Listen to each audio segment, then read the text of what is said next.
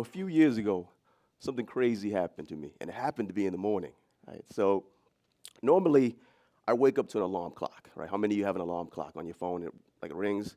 What happens when it rings? You often hit the snooze button, right? So I hit the snooze button, and I went back to sleep.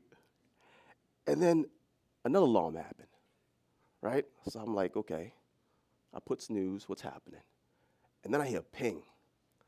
Then I hear multiple pings, right? Usually I get emails in the morning, so I hear this, a ping, and then I hear another ping, and another ping, and another ping, and now I'm like, oh snap, what's happening, right? So I jump out, got my boxers on, grab my phone, looked at it. I was like, oh my God.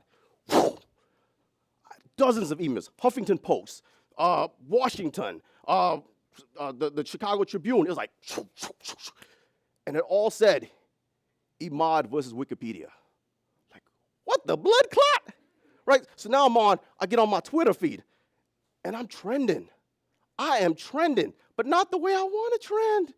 Right? Hashtag Emad versus Wikipedia. Hashtag Emad selling his brand to Wikipedia. And I'm like, what the heck is happening?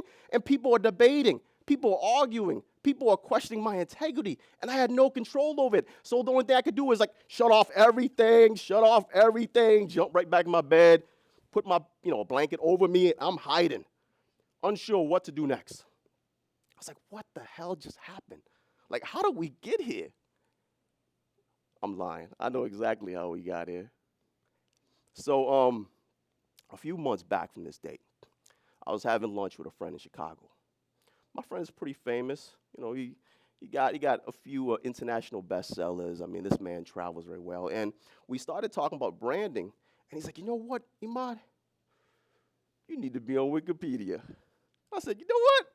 I do need to be on Wikipedia, right? So I started doing some research. It's hard to get on Wikipedia. They got to find you, right? You just can't submit an application. They have to find you and acknowledge you. And I'm like, they should have found me already.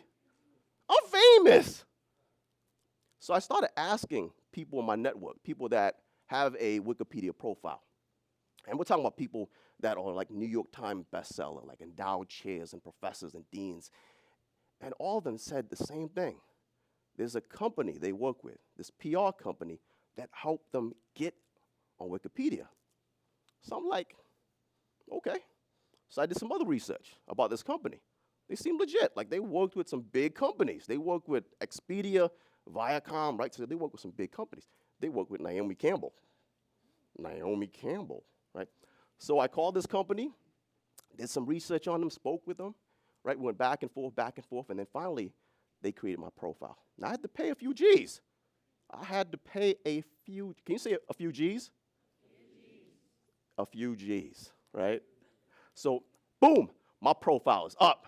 And they got the good picture up there. Yeah, they got the good picture, right? And all of a sudden, the Google Analytics are hitting, my website's hitting. And then within a week, I get flagged. Like my name is in red. And Wikipedia is questioning my profile. They're like, who the heck is this dude? Who put him up here? And there's a debate happening, a debate that I have no control over. You know what they started calling me?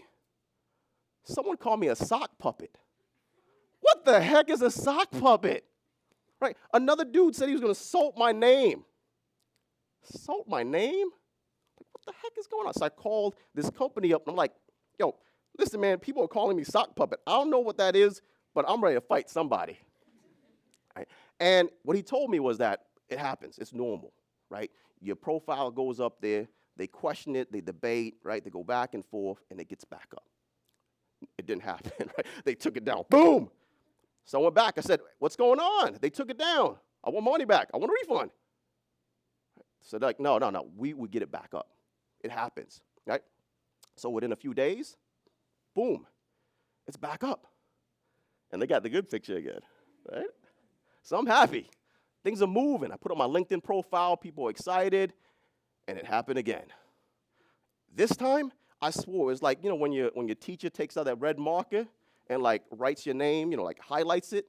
I swore they highlight everything. They're like, this dude, right? And I went back to the company. I said, listen, what's going on here? And they said that your profile has been hacked. Why did my profile get hacked? They're like, no, it happens. It's natural. It gets hacked. We're going back and forth. I'm like, I'm not a Wikipedia person, but why did somebody hack my profile out of, the millions of profiles that are out there? And they said it happens. They put my profile back up, and this time it was gone. They didn't even debate. They took it off. Right? So now I'm going back and forth with this company. And they told me that if I want my profile back up there, I have to hire a PR company that they also work with. So I know what's happening. This is like a pyramid scheme, right? It's like, in order to, you want something extra, we need more money, we need more money, we need more money, right? So I went back and forth with them, and then finally, you know what? I'm gonna get you, right? I'm gonna get you, right? So I started calling around, and I connected with Vice Magazine. Everybody know Vice Magazine? So Vice Magazine did an entire profile on this situation, right? And that's what set it off, right? But here's the thing, Vice Magazine never got my side of the story correct. They didn't get a chance to let me look at the story. They posted without me responding to it, without me looking at it, and then basically the world took that magazine and it went viral. It went viral. I had bloggers going after me. I didn't even know what a blog was at the time, right? I had wiki guys going after me. So I felt like everything was going out of control, and I had no control over my brand. My brand was being ruined. My brand was being tarnished, right? And then I realized something, that these bloggers, these people that were writing about me, did not know me. They only know me from what they read, right? They only know me from what they saw on social media. So I did something that was revolutionary, but it was actually honest. I actually connected with each of these bloggers. I found their contact information and called them and explained my side of the story. Got them to know me as a person, right? Got them to know my situation instead of just looking at a social media, post, instead of reading something that I really didn't have no influence over. And all of a sudden, these bloggers started coming my way. Many of these bloggers took down their posts, right? Many of these bloggers started defending me, right? All of a sudden, I became their friend. They started realizing that I was not an opportunist in this situation. I was technically a whistleblower, right? And they started writing good things about me, like the type of things you want someone to write about you because they know about you. They know your true story, right? So what I learned that day is that in order to create a true brand, if you truly want to be famous, turn off your computers, right? Turn off your phone, right? Do more than connect with people on social media. Reach out to that person. Get them to know you. Create meaningful relationships with people, right? Don't just highlight those things you want people to see, right? It shouldn't be a gallery of your life when it's only good, right? You need to connect with people. You need to get to know who they are, and they need to know who you are and what you stand for. Thank you very much for your time, everyone.